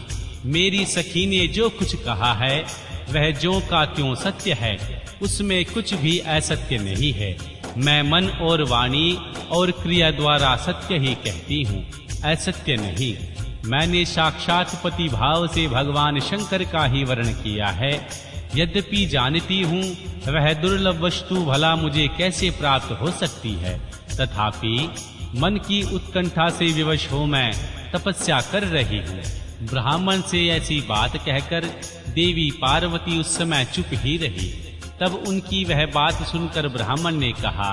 ब्राह्मण बोले, इस समय तक मेरे मन में यह जानने की प्रबल इच्छा थी, ये देवी किस दुर्लभ वस्तु को जानना चाहती है जिनके लिए ऐसा महान तप कर रही है। किंतु देवी, तुम्हारे मुखारबिंद से सब कुछ सुनकर उस अभिष्ट वस्तु को जान लेने के बाद अब मैं यहाँ से जा रहा हूँ। तुम्हारी जैसी इच्छा हो वैसा करो। यदि तुम मुझसे ना चाहती हो तो मित्रता निष्फल होती है। अब जैसा तुम्हारा कार्य है वैसा ही उसका परिणाम होगा। जब तुम्हें इसी में सुख है तब मुझे इसमें कुछ क्या कहना। वहां ऐसी बात कहकर ब्राह्मण ने ज्यों ही जाने का विचार किया त्यों ही पार्वती देवी ने प्रणाम करके उनसे इस प्रकार कहा। देवी पार्वती बोली, विप्रवर, आप क्यों जाएंगे? ठहरिए और मेरे हित की बात बताइए। देवी पार्वती के ऐसा कहने पर दंडधारी ब्राह्मण देवता रुक गए और इस प्रकार बोले, देवी, यदि मेरी बात सुनने का मन है और मुझे भक्ति भाव से ठहरा रही हो, मैं वह सब तत्व बता रहा हूँ जिससे तुम्हें हित का ज्ञान हो जाएगा। महादेव जी के प्रति मेरे मन में गौरव बुद्धि है, अतः मैं उनको सब प्रकार से जानता हूँ, तो भी यथार्थ बात कहता हूँ। तुम सावधान होकर सुनो। वृषभ के चिन्ह से अंकित ध्वजा धारण करने वाले महादेव जी सारे शरीर में भस्म रमाए रहते हैं, सिर पर जटा धारण करते हैं, धोती की जगह बाघ का चर्म पहनते हैं और चादर की जगह हाथी की खाल ओढ़ते हैं। हाथ में भीख मांगने के लिए एक खोपड़ी लिए रहते हैं। झुंड के झुंड सांप उनके सारे अंगों में लिपटे देखे जाते हैं। वे विष खाकर ही पुष्ट होते हैं। उनके नेत्र बड़े भद्दे हैं और देखने में डरावने लगते हैं। उनका जन्म कब, कहां और किस कुल में हुआ यह आज तक प्रकट नहीं हुआ। घर गृहस्थी के भोग से सदा दूर ही रहते हैं। नंग धड़ंग घूमते हैं और भूत प्रेतों को सदा साथ रखते हैं।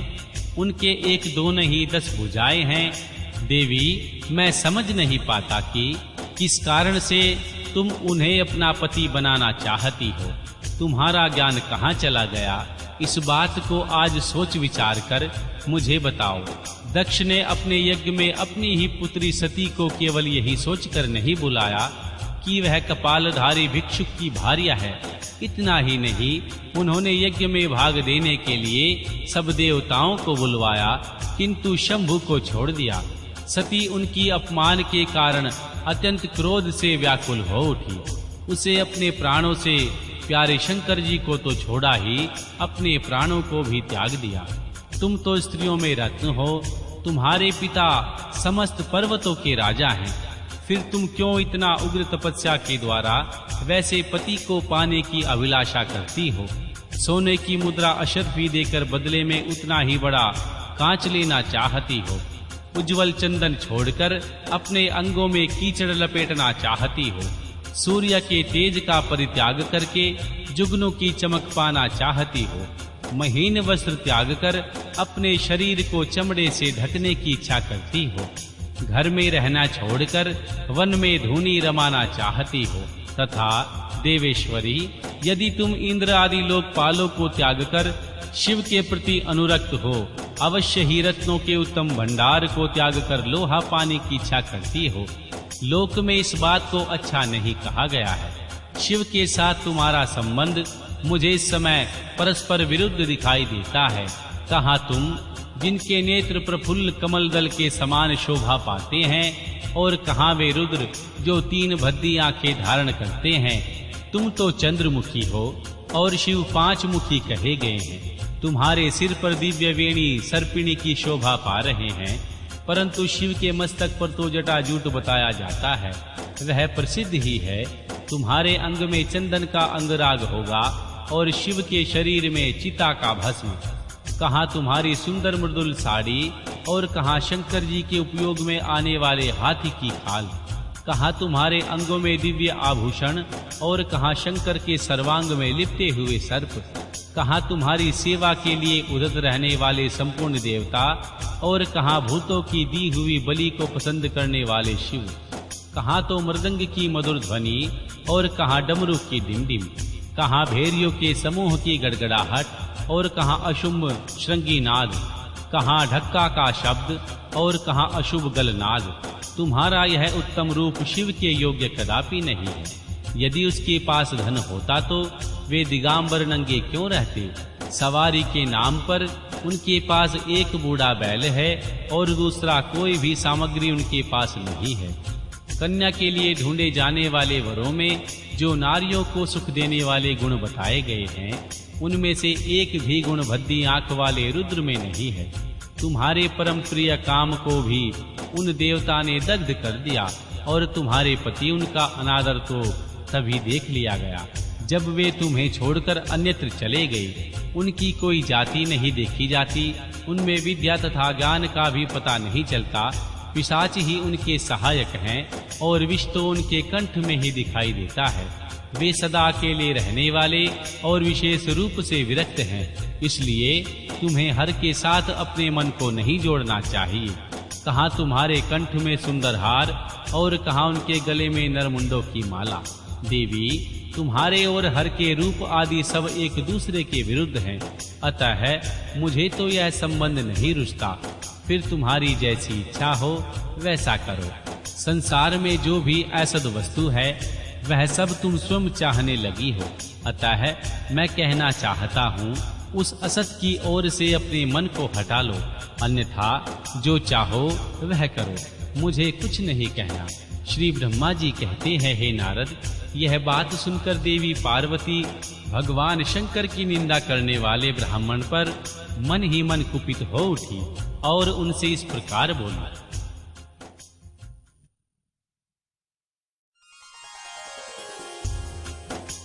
अध्याय 27।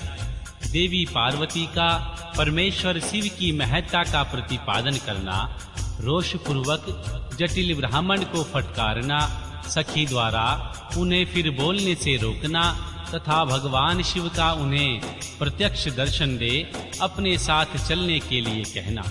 देवी पार्वती बोली, बाबा जी, अब तक तो मैंने यह समझा था कि कोई दूसरे ज्ञानी महात्मा आ गए हैं, परंतु अब सब ज्ञात हो गया। आपकी कलाई खुल गई, आपसे क्या कहूँ। विशेषतः है उस दशा में जब आप अवैध ब्राह्मण हैं। ब्राह्मण देवता, आपने जो कुछ कहा है वह सब मुझे ज्ञात है, परंतु वह सब झूठा ही है, सत्य कुछ भी नहीं। आपने कहा था कि मैं शिव को जानता हूँ, यदि आपकी यह बात ठीक होती तो आप ऐसी युक्ति एवं बुद्धि के विरुद्ध बात नहीं बोलते। यह ठीक है, कभी कभी महेश्वर अपनी लीला शक्ति से प्रेरित हो तथा कथित अव्युद वेश धारण कर लिया करते हैं, परंतु वास्तव में वे साक्षात पार ब्रह्म परमात्मा हैं। उन्होंने स्वेच्छा से ही शरीर धारण किया है। आप ब्रह्मचारी का स्वरूप धारण कर मुझे ठगने के लिए उद्यत हो यहाँ आए हैं और अनुचित एवं असंगत युक्तियों का सहारा ले छल कपट से युक्त बातें बोल रहे हैं। मैं भगवान शंकर के स्वरूप को भली भांति जानती हूँ, इसलिए यथा योग्य विचार करके उनके तत्व का वर्णन करती हूँ। वास्तव में शिव निर्गुण ब्रह्मा है, कारणवश सगुण हो गए हैं। जो निर्गुण हैं, समस्त गुण जिनके स्वरूप भूत हैं, उनकी जाति कैसे हो सकती है? वे भगवान सदाशिव समस्त धाराओं के आधार हैं। फिर उन पूर्ण परमात्मा को किसी विद्या से क्या काम? पूर्व काल में कल्प के आरंभ में भगवान शंभु ने श्री विष्णु को उच्चवास रूप से संपूर्ण वेद प्रदान किए थे। अतः उनके समान उत्तम प्रभु दूसरा कौन है? जो सबके लिए आदि कारण है, उनकी अव्यवस्था अपना आयु का माप तोल कैसे हो सकता है? प्रकृति उन्हीं से उत्पन्न हुई है, फिर उन्हीं की शक्ति का दूसरा क्या कारण हो सकता है? जो लोग सदा प्रेम पूर्वक शक्ति के स्वामी भगवान शंकर का भजन करते हैं, उन्हें भगवान शंभु प्रभु शक्ति, उत्साह शक्ति और मंत्र शक्ति ये तीनों शक्तियां प्रदान करते हैं। भगवान शिव के भजन से ही जीव मृत्यु को जीत लेता है और निर्भय हो जाता है। इसलिए तीनों लोकों में उनका मृत्युंजय नाम प्रसिद्ध है। उन्हीं के अनुग्रह से भगवान विष्णु विष्णु तत्व को, श्री ब्रह्मा ब्रह्मा तत्व को और देवता देव तत्व को प्राप्त हुए हैं। शिव जी का पक्ष लेकर बहुत बोलने से क्या लाभ? वे भगवान स्वयं ही महाप्रभु हैं। कल्याण रूपी शिव की सेवा से यहाँ कौन सा मनोरथ सिद्ध नहीं हो सकता? उन महादेव जी के पास किस बात की कमी है जो वे भगवान सदाशिव स्वयं मुझे पाने की इच्छा करे? यदि शंकर की सेवा न करे तो मनुष्य 7 जन्मों तक दरिद्र होता है और उन्हीं की सेवा से सेवक को लोक में कभी कष्ट नहीं होता। जिनके सामने 8 सिद्धियां नित्य आकर सिर नीचा करके इस इच्छा से नृत्य करती हैं, वे भगवान हम पर संतुष्ट हो जाएं। उनके लिए कोई भी हित वस्तु दुर्लभ कैसे हो सकती है?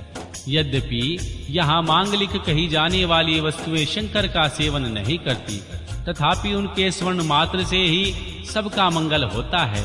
जिनकी पूजा के प्रभाव से उपासक की संपूर्ण कामनाएं सिद्ध हो जाती हैं, सदा निर्विकार रहने वाले उन परमात्मा शिव में विकार कहाँ से आ सकता है?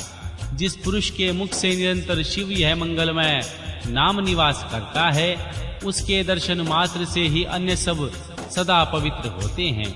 जैसा कि आपसे कहा है, वे सदा चिता का भस्म लगाते हैं, परंतु यदि उनका लगाया हुआ भस्म अपवित्र होता तो उनके शरीर से झड़कर गिरे हुए भस्म को देवता लोग सदा अपने सिर पर धारण कैसे करते? शिव के अंगों के स्पर्श से अपवित्र वस्तु भी पवित्र हो जाती है।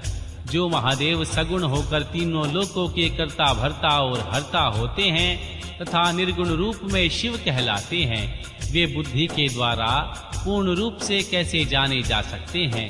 पार ब्रह्म परमात्मा शिव का जो निर्गुण रूप है, उसे आप जैसे बाही मूर्ख लोग कैसे जान सकते हैं? जो दुराचारी और पापी हैं, जो देवताओं से बहिष्कृत हो जाते हैं, ऐसे लोग निर्गुण शिव के तत्व को नहीं जानते। जो पुरुष तत्व को जानने के लिए कारण है, यहाँ शिव की निंदा करते हैं, उनके जन्म भर का सारा संचित पुण्य भस्म हो जाता है। आपने जो यहाँ अमित तेजस्वी महादेव जी की निंदा की है और मैंने जो आपकी पूजा की है, उससे मुझे पाप की भागनी होना पड़ा। शिवद्रोही को देखकर वस्त्र सहित स्नान करना चाहिए। शिवद्रोही का दर्शन हो जाने पर प्रायश्चित करना चाहिए। इतना कहकर पार्वती जी उस ब्राह्मण पर अधिक रुष्ट होकर बोली, रे दुष्ट, तूने कहा था कि मैं शंकर को जानता हूँ, परंतु निश्चय ही तूने उनका सनातन शिव को नहीं जाना। भगवान रुद्र को तू जैसा कहता है वैसे ही वे क्यों न हो, उनके जैसे भी बहुसंख्यक रूप क्यों ना हो, सत्पुरुषों के प्रीतम नित्य निर्विकार वे भगवान शिव ही मेरे अभिष्ट देवता हैं। श्री ब्रह्मा और विष्णु कभी भी उन महात्मा हर के समान नहीं हो सकते। फिर दूसरे देवताओं की तो बात ही क्या है, क्योंकि वे सदैव काल के अधीन हैं। इस प्रकार शुद्ध बुद्धि से तत्वत विचार कर मैं शिव के लिए वन में आकर बड़ी भारी तपस्या कर रही हूँ। वे भक्त वत्सल सर्वेश्वर शिव ही हम सबके परमेश्वर हैं। दीनों पर अनुग्रह करने वाले उन महादेव को ही प्राप्त करने की मेरी इच्छा है। श्री ब्रह्मा जी कहते हैं, हे नारद, ऐसा कहकर गिरजानंदिनी गिरजा चुप हो गई और निर्विकार चित्त से भगवान शिव का ध्यान करने लगी। देवी की यह बात सुनकर वह ब्रह्मचारी ब्राह्मण ज्यों ही कुछ फिर कहने के लिए उद्यत हुआ, त्यों ही शिव में आसक्त चित्त होने के कारण उनकी निंदा सुनने से विमुख हुई पार्वती अपनी सखी विजया से शीघ्र बोली। देवी पार्वती ने कहा, सखी, इस अधम ब्राह्मण को यत्न पूर्वक रोको। यह फिर कुछ कहना चाहता है। यह केवल शिव की निंदा ही करेगा। जो शिव की निंदा करता है केवल उसी को पाप नहीं लगता, जो उस निंदा को सुनता है वह भी यहाँ पाप का भागी होता है। भगवान शिव के उपासक को चाहिए वे शिव की निंदा करने वाले का सर्वथा वध कर दें। यदि वह ब्राह्मण हो तो उसे अवश्य ही त्याग दें और स्वयं उस निंदा के स्थान से शीघ्र दूर चले जाएं। यह दुष्ट ब्राह्मण फिर शिव की निंदा करेगा। ब्राह्मण होने के कारण यह वाद्य तो नहीं है, अतः त्याग देने योग्य है। किसी भी तरह इसका मुंह नहीं देखना चाहिए। इस स्थान को छोड़कर हम लोग आज ही किसी दूसरे स्थान में शीघ्र चले जाएंगे, जिससे फिर इस अज्ञानी के साथ बात करने का अवसर न मिले। श्री ब्रह्मा जी कहते हैं, हे नारद, ऐसा कहकर उमा ने जो ही अन्यत्र जाने के लिए पैर उठाया, त्यों ही भगवान शिव ने अपने साक्षात रूप से प्रकट हो प्रिय पार्वती का हाथ पकड़ लिया। शिवा जैसे ही स्वरूप का ध्यान करती थी, वैसा ही सुंदर रूप धारण करके भगवान शिव ने उन्हें दर्शन दिया। देवी पार्वती ने लज्जावश अपना मुंह नीचे की ओर कर लिया। तब भगवान शिव उनसे बोले, प्रिय, मुझे छोड़कर कहाँ जाओगी? अब मैं फिर कभी तुम्हारा त्याग नहीं करूंगा। मैं प्रसन्न हूँ, वर मांगो। मुझे तुम्हारे लिए कुछ भी आदेय नहीं है देवी। आज से मैं तपस्या के लिए मोल खरीदा हुआ तुम्हारा दास हूँ। तुम्हारे सौंदर्य ने भी मुझे मोह लिया है। अब तुम्हारे बिना मुझे एक क्षण भी युग के समान जान पड़ता है। लज्जा छोड़ो, तुम मेरी सनातन पत्नी हो, गिरजानंदिनी, महेश्वरी। मैंने जो कुछ कहा है उस पर श्रेष्ठ बुद्धि से विचार करो। सुस्थिर चित्त वाली देवी पार्वती, मैंने नाना प्रकार से तुम्हारी बारंबार परीक्षा ली। लोक लीला का अनुसरण करने वाले मुझ स्वजन के अपराध को क्षमा कर दो। शिवे, तीन लोकों में तुम्हारी जैसी अनुरागिनी मुझे दूसरी कोई दिखाई नहीं देती। मैं सर्वतः तुम्हारे अधीन हूँ। तुम्हारी इच्छा पूर्ण हो। प्रिय, मेरे पास आओ। तुम मेरी पत्नी हो और मैं तुम्हारा वर हूँ। तुम्हारे साथ मैं शीघ्र ही अपने निवास स्थान उत्तम कैलाश को चलूंगा। श्री ब्रह्मा जी कहते हैं, देवादिदेव महादेव जी के ऐसा कहने पर पार्वती देवी आनंद मग्न हो उठी। उनका तपस्या जनित पहले का सारा कष्ट मिट गया।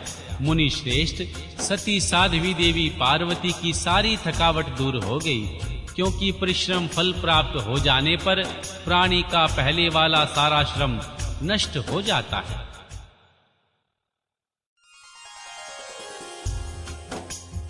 अध्याय 28। भगवान शिव और मां पार्वती की बातचीत। भगवान शिव का मां पार्वती के अनुरोध को स्वीकार करना। श्री ब्रह्मा जी कहते हैं, हे नारद, परमात्मा हर की यह बात सुनकर उनके आनंददायी रूप का दर्शन पाकर मां पार्वती को बड़ा हर्ष हुआ। उनका मुख प्रसन्नता से खिल उठा। वे बहुत सुख का अनुभव करने लगी। फिर उन महासाध्वी शिवा ने अपने पास ही खड़े हुए भगवान शिव से कहा। देवी पार्वती बोली, देवेश्वर, आप मेरे स्वामी हैं। प्रभो, पूर्व काल में आपने जिसके लिए हर्ष पूर्वक दक्ष के यज्ञ का विनाश किया था, उसे क्यों भुला दिया था? वे ही आप हैं और वही मैं हूँ। देवेश्वर, इस समय मैं तारकासुर से दुख पाने वाले देवताओं की कार्य सिद्धि के लिए रानी मेना के गर्भ से उत्पन्न हुई हूँ। देवेश, यदि आप प्रसन्न हैं और यदि मुझ पर कृपा करते हैं तो मेरे पति हो जाइए। ईशान प्रभो, मेरी यह बात मान लीजिए। आपकी आज्ञा लेकर मैं पिता के घर जाती हूँ। अब आप अपने विवाह रूप परम उत्तम विशुद्ध यश को सर्वत्र विख्यात कीजिए। नाथ प्रभो, आप तो लीला करने में कुशल हैं, अतः मेरे पिता हिमवान के पास चलिए और याचक बनकर उनसे मेरी याचना कीजिए। लोक में मेरे पिता के यश को फैलाते हुए आपको ऐसा ही करना चाहिए। इस तरह आप मेरे संपूर्ण गृहस्थ आश्रम को सफल बनाइए। जब आप प्रसन्नता पूर्वक ऋषियों से मेरे पिता को सब बातों की जानकारी कराएंगे, तब मेरे पिता अपने भाई बंधुओं के साथ आपकी आज्ञा का पालन करेंगे। इसमें संदेह नहीं है। जब मैं पहले प्रजापति दक्ष की कन्या थी और मेरे पिता ने आपके हाथ में मेरा हाथ दिया था, उस समय आपने शास्त्रोक्त विधि से विवाह का कार्य पूरा नहीं किया। मेरे पिता दक्ष ने ग्रहों की पूजा नहीं की, अतः उस विवाह में ग्रह पूजन विषयक बड़ी भारी त्रुटि रह गई। इसलिए प्रभु महादेव, अब की बार देवताओं के कार्य की सिद्धि के लिए आप शास्त्रों की विधि से विवाह का कार्य संपन्न करें। विवाह की जैसी रीति है उसका पालन आपको अवश्य करना चाहिए। मेरे पिता हिमवान को यह अच्छी तरह ज्ञात हो जाना चाहिए, मेरी पुत्री ने शुभ कारक तपस्या की है। देवी पार्वती की ऐसी बात सुनकर भगवान सदाशिव बड़े प्रसन्न हुए और उनसे हंसते हुए प्रेम पूर्वक बोले। भगवान शिव ने कहा, देवी महेश्वरी, मेरी यह उत्तम बात सुनो। यह उचित मंगल कारक और निर्दोष है, इसे सुनकर वैसा ही करो। ब्रह्मा आदि जितने भी प्राणी हैं वे सब अनित्य हैं। भामिनी, यह जो कुछ दिखाई देता है इसे नश्वर समझो। मैं निर्गुण परमात्मा ही गुणों से युक्त हो एक से अनेक हो गया हूँ। जो अपने प्रकाश से प्रकाशित होता है वही परमात्मा, मैं दूसरे के प्रकाश से प्रकाशित होने वाला। देवी, मैं सर्वत्र हूँ, परंतु तुमने मुझे परतंत्र बना दिया। समस्त कर्मों को करने वाली प्रकृति एवं महामाया तुम ही हो। यह संपूर्ण जगत माया ही रचा गया है। मुझ सर्व आत्मा परमात्मा अपनी उत्तम बुद्धि के द्वारा इसे धारण मात्र कर रखा है। सर्वत्र परमात्म भाव रखने वाले सर्व आत्मा पुण्यवानों ने इसके अपने भीतर सींचा है तथा यह तीनों गुणों से आवेष्टित है। देवी वर्णिनी, कौन मुख्य ग्रह है, कौन से ऋतु समूह हैं अथवा कौन सा एक दूसरे के उपग्रह है। इस समय तुमने भगवान शिव के लिए क्या कहा, किस कर्तव्य का विधान किया है। गुण और कार्य के भेद से हम दोनों ने इस जगत में भक्त वत्सलता के कारण भक्तों को सुख देने हेतु अवतार ग्रहण किया है। तुम ही रज सत्व तमोमयी त्रिगुणात्मिका सूक्ष्म प्रकृति हो। सदा व्यापार कुशल सरगुणा और निर्गुणा भी हो। सुमध्य में मैं यहाँ संपूर्ण भूतों का आत्मनिर्कार एवं निरीह हूँ। भक्त की इच्छा से मैंने शरीर धारण किया। शैलजे, मैं तुम्हारे पिता हिमालय के पास नहीं जा सकता तथा भिक्षुक होकर किसी तरह तुम्हारी उससे याचना भी नहीं कर सकता। गिरिजानंदिनी, महान गुणों से अत्यंत वैभवशाली महात्मा पुरुष भी अपने मुंह से देही दो यह निकालने पर तत्काल लघुता को प्राप्त हो जाता है। कल्याणी, ऐसा जानकर हमारे लिए क्या कहना चाहती हो भद्रे। तुम्हारी आज्ञा से मुझे सब कुछ करना है, अतः जैसी तुम्हारी इच्छा हो वैसा करो। महादेव जी के ऐसा कहने पर भी सती साध्वी कमल लोचना महादेवी शिवा ने उन भगवान शंकर को बारंबार भक्ति भाव से प्रणाम करके कहा। देवी पार्वती बोली, नाथ आप आत्मा है और मैं प्रकृति। इस विषय में विचार करने की कोई बात नहीं। हम दोनों स्वतंत्र और निर्गुण होते हुए भी भक्तों के अधीन होने के कारण सगुण हो जाते हैं। शंभो, प्रभु आपको प्रयत्न पूर्वक मेरी प्रार्थना के अनुसार कार्य करना चाहिए। शंकर, आप मेरे लिए याचना करें और हिमवान को दाता बनने का सौभाग्य प्रदान करें। महेश्वर, मैं सदा आपकी भक्ता हूँ, अतः मुझ पर कृपा कीजिए। नाथ, सदा जन्म जन्म में मैं ही आपकी पत्नी होती रही हूँ। आप पार ब्रह्म परमात्मा हैं, निर्गुण हैं, प्रकृति से परे हैं, निर्विकार निरीह एवं स्वतंत्र परमेश्वर हैं। तथापि भक्तों के उद्धार में संलग्न होकर यहाँ सगुण भी हो जाते हैं, स्व आत्माराम होकर भी लीला विहारी बन जाते हैं, क्योंकि आप नाना प्रकार की लीलाएं करने में कुशल हैं। महादेव, मैं सब प्रकार से आपको जानती हूँ, सर्वज्ञ और बहुत कहने से क्या लाभ, मुझ पर दया कीजिए। महान अद्भुत लीला करके लोक में अपने सुयश का विस्तार कीजिए, जिसे गा गा कर लोग अनायास ही भवसागर से पार हो जाएं। श्री ब्रह्मा जी कहते हैं, हे नारद, ऐसा कहकर गिरिजा ने महेश्वर को बारंबार प्रणाम किया और मस्तक झुकाकर हाथ जोड़ वे चुपचाप हो गई। उनके ऐसा कहने पर महात्मा महेश्वर ने लोक लीला का अनुसरण करने के लिए वैसा करना स्वीकार कर लिया। जो पार्वती ने कहा था उसी को प्रसन्नता पूर्वक करने के लिए उद्यत होकर वे हंसने लगे। तदनंतर हर्ष से भरे हुए भगवान शंभु अंतर्ध्यान हो कैलाश को चले गए। उस समय काली के विरह से उनका चित्त उन्हीं की ओर खिंच रहा था। कैलाश पर जाकर परमानंद में निमग्न हुए महेश्वर ने अपनी नंदी आदि गणों से वह सारा वृतांत कह सुनाया। वे भैरव आदि सभी गण भी वह सब समाचार सुनकर अत्यंत सुखी हो गए और महान उत्सव करने लगे। महर्षि नारद, उस समय वहां महान मंगल होने लगा, सबके दुख नष्ट हो गए तथा रुद्रदेव को भी पूर्ण आनंद प्राप्त हुआ।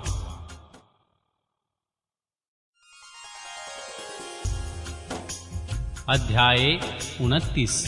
मां पार्वती का पिता के घर में सत्कार, श्री महादेव जी की नट लीला का चमत्कार, उनका मैना आदि से देवी पार्वती को मांगना और माता पिता के इनकार करने पर अंतर्ध्यान हो जाना।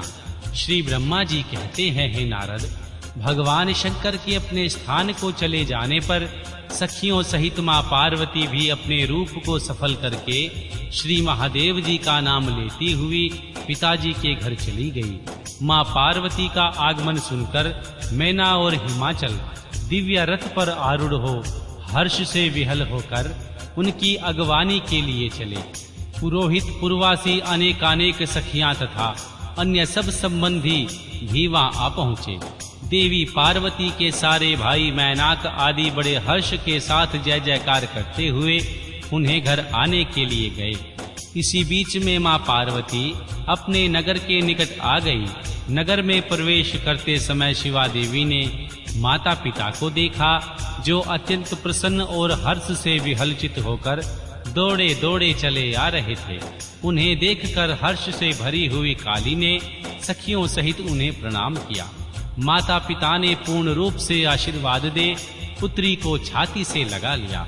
ओ मेरी बच्ची, ऐसा कहकर प्रेम से विहल हो रोने लगे। तत्पश्चात अपने घर की दूसरी स्त्रियों तथा भाभियों ने भी बड़ी प्रसन्नता के साथ प्रेम पूर्वक उन्हें भुजाओं में भरकर, भेटा देवी, तुमने अपने कुल का उद्धार करने वाले उत्तम कार्य को अच्छी तरह सिद्ध किया है। तुम्हारे सदाचरण से हम सब लोग पवित्र हो गए। ऐसा कहकर सब लोग हर्ष के साथ देवी पार्वती की भूरी भूरी प्रशंसा करते हुए उन्हें प्रणाम करने लगे। लोगों ने चंदन और सुंदर फूलों से शिवा देवी का सानंद पूजन किया। इस अवसर पर विमान पर बैठे हुए देवताओं ने मां पार्वती को नमस्कार करके उन पर फूलों की वर्षा की। श्री नारद, उस समय तुम्हें भी एक सुंदर रथ पर बिठाकर श्री ब्राह्मण आदि सब लोग नगर में ले गए। फिर ब्राह्मणों, सखियों तथा दूसरी स्त्रियों ने बड़े आदर के साथ शिवा का घर के भीतर प्रवेश कराया। स्त्रियों ने उनके ऊपर बहुत सी वस्तुएं निछावर की। ब्राह्मणों ने आशीर्वाद दिए। मुनीश्वर पिता हिमवान और माता पिता मैना को बड़ी प्रसन्नता हुई। उन्होंने अपने गृहस्थ आश्रम को सफल माना और यह अनुभव किया कुपुत्र की अपेक्षा सुपुत्री ही श्रेष्ठ है। गिरिराज ने ब्राह्मणों और बंदी जनों को धन दिया और ब्राह्मणों से मंगल पाठ करवाए। मुने, इस प्रकार देवी पार्वती के साथ हर्ष भरे माता पिता भाई तथा भुजाइयां भी घर के आंगन में प्रसन्नता पूर्वक बैठी। तदनंतर हिमवान ने प्रसन्नचित से सबका आदर सत्कार किया। गंगा स्नान के लिए गए। इसी बीच में सुंदर लीला करने वाले भक्त वत्सल भगवान शंभु एक अच्छा नाचने वाला नट बनकर मेनका के पास गए। उन्होंने बाएं हाथ में सींग और दाहिने हाथ में डमरू ले रखा था। पीठ पर कथरी छोड़ लाल वस्त्र पहने हुए भगवान रुद्र नाच और गान में अपनी निपुणता का परिचय दे रहे थे। सुंदर नट का रूप धारण किए हुए भगवान शिव ने मेना के पास बैठी हुई स्त्रियों की टोली के समीप सुंदर नृत्य किया और अत्यंत मनोहर नाना प्रकार के गीत गाए। उन्होंने वहां सुंदर ध्वनि करने वाले शृंग और डमरू को भी बजाया। नाना प्रकार की बड़ी मनोहारिणी लीला नटराज की उस लीला को देखने के लिए नगर के सभी स्त्री पुरुष एवं बालक और वृद्ध भी सहसा वहां आ पहुंचे। मुने, उस सुरमधुर गीत को सुनकर और उस मनोहर उत्तम नृत्य को देखकर वहां आए हुए सब लोग तत्काल मोहित हो गए। मैना भी मोही गई। उधर देवी पार्वती ने अपने हृदय में भगवान शंकर का साक्षात दर्शन किया। वे त्रिशूल आदि चिन्ह धारण किए अत्यंत सुंदर दिखाई देते थे। उनका सारा अंग विभूति से विभूषित था। वे हड्डियों की माला से अलंकृत थे। उनका मुख सूर्य चंद्र एवं अग्नि रूप 3 नेत्रों से उद्भासित था। उन्होंने नाग का यज्ञोपवीत धारण किया था। उनके उस सुरम्य रूप को देखकर दुर्गा प्रेमोवेश से मूर्छित हो गई और गौरव पूर्ण विभूषित दीन बंधु दया सिंधु और सर्वथा मनोहर महेश्वर पार्वती से कह रहे थे कि वर मांगो। अपने हृदय में विराजमान महादेव जी को इस रूप में देखकर पार्वती देवी ने उन्हें प्रणाम किया और मन ही मन यह वर मांगा, आप मेरे पति होइए। प्रीति युक्त हृदय से शिवा को वैसा कल्याणकारी वर देकर वे पुनः अंतर्ध्यान हो गए और वहां पूर्ववत भिक्षा मांगने वाला नट बनकर उत्तम नृत्य करने लगे। उस समय मैना सोने की थाली में रखे बहुत से सुंदर सुंदर रत्न ले उन्हें प्रसन्नता पूर्वक देने के लिए गई। उनका वह ऐश्वर्य देखकर भगवान शंकर मन ही मन बड़े प्रसन्न हुए, परंतु उन्होंने उन रत्नों को स्वीकार नहीं किया। वे भिक्षा में उनकी पुत्री शिवा को ही मांगने लगे और पुनः कौतुक वंश सुंदर नृत्य एवं गान करने को उद्यत हुए। मैना उस भिक्षुक नट की बात सुनकर अत्यंत कुपित हो उठी और उसे डांटने फटकारने लगी। उनके मन में उसे बाहर निकाल देने की इच्छा हुई। इसी बीच में गिरिराज हिमवान गंगा जी से नहाकर लौट आए। उन्होंने अपने सामने उस नराकार भिक्षुक को आंगन में खड़े देखा। मैना के मुख से सारी बातें सुनकर उनको भी बड़ा क्रोध हुआ। उन्होंने अपने सेवकों को आज्ञा दी, इस नट को बाहर निकाल दो। मुनि श्रेष्ठ, वे नटराज विशालकाय अग्नि की भांति अपने उत्तम तेज से प्रज्वलित हो रहे थे। उन्हें छूना भी कठिन था, इसीलिए कोई भी उन्हें बाहर ना निकाल सका। तात, फिर तो नाना प्रकार की लीलाओं में विशारद उन भक्त शिरोमणि शैलराज को अपना अनंत प्रभाव दिखाना आरंभ किया। हिमवान ने देखा भिक्षु ने वहां तत्काल ही भगवान विष्णु का रूप धारण कर लिया। उनके मस्तक पर किरीट, कानों में कुंडल और शरीर पर पीत वस्त्र शोभा पाते हैं। उनके 4 भुजाएं हैं। हिमवान ने पूजा के समान गदाधारी श्री हरि को जो पुष्प आदि चढ़ाए थे वे सब उन्होंने भिक्षुक के शरीर और मस्तक पर देखे। तत्पश्चात गिरिराज ने उन भिक्षु शिरोमणि को जगत दृष्टा चतुर्भुज ब्रह्मा के रूप में देखा। उनके शरीर का वर्ण लाल था और वे वैदिक सूक्त का पाठ कर रहे थे। तदनंतर शैलराज ने उन कौतुककारी नटराज को एक क्षण में जगत के नेत्र रूप सूर्य के आकार में देखा। तात, इसके बाद वे महान अद्भुत रुद्र रूप में दिखाई दिए। उनके साथ देवी पार्वती भी थी। वे उत्तम तेज से संपन्न रमणीय रुद्र धीरे धीरे हंस रहे थे। फिर वे केवल तेजोमय रूप से दृष्टि गोचर हुए। उनका वह स्वरूप निराकार, निरंजन, उपाधि शून्य, निरीह एवं अत्यंत अद्भुत था। इस प्रकार हिमवान ने उनके बहुत से रूप देखे।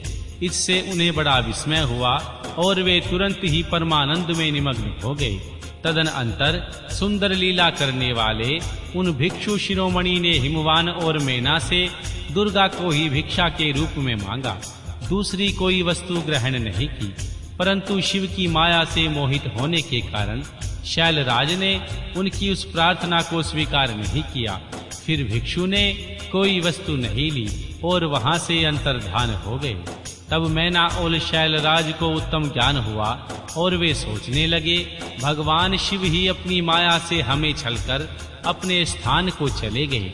यह विचार कर उन दोनों की भगवान शिव में पराभक्ति हुई, जो महान मोक्ष की प्राप्ति कराने वाली, दिव्य तथा संपूर्ण आनंद प्रदान करने वाली है। अध्याय 30। देवताओं के अनुरोध से वैष्णव ब्राह्मण के वेश में भगवान शंकर का हिमवान के घर जाना और शिव की निंदा करके देवी पार्वती का विवाह उनके साथ न करने को कहना। श्री ब्रह्मा जी कहते हैं, हे नारद, मैना और हिमवान की भगवान शिव के प्रति उच्च कोटि की अनन्य भक्ति देख इंद्र आदि सब देवता परस्पर विचार करने लगे। तदनंतर गुरु बृहस्पति और ब्रह्मा जी की सम्मति के अनुसार सभी मुख्य देवताओं ने शिव जी के पास जाकर उनको प्रणाम किया और वे हाथ जोड़कर उनकी स्तुति करने लगे। देवता बोले, देवादिदेव महादेव करुणा सागर शंकर, हम आपकी शरण में आए हैं, कृपा कीजिए। आपको नमस्कार है स्वामिन। आप भक्त वत्सल होने के कारण सदा भक्तों के कार्य सिद्ध करते हैं, दीनों का उद्धार करने वाले और दया के सिंधु हैं तथा भक्तों को विपत्तियों से छुड़ाने वाले हैं। इस प्रकार महेश्वर की स्तुति करके इंद्र सहित संपूर्ण देवताओं ने और मैना हिमवान की अनन्य शिव भक्ति के विषय में सारी बातें आदर पूर्वक बताई। देवताओं की यह बात सुनकर महेश्वर ने उनकी प्रार्थना स्वीकार कर ली और हंसते हुए उन्हें आश्वासन देकर विदा किया।